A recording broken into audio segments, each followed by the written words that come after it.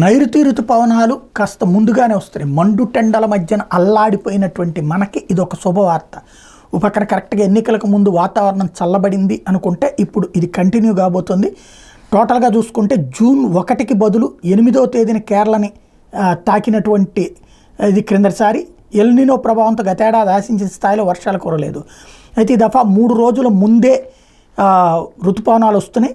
ఈ నెలాఖరులోగా అరేబియా సముద్రంలో అల్పపీడనం ఏర్పడే పరిస్థితులు ఒకంత కనిపిస్తున్నాయని వాతావరణ నిపుణులు చెప్తున్నారు.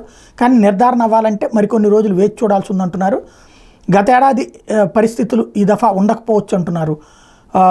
ప్రస్తుతం అరేబియా సముద్రంలో అల్పపీడనం కానీ వాయుగుండం కానీ ఏర్పడకుండా ఉంటే మాత్రం ఈ నెలాఖరికే వచ్చేస్తే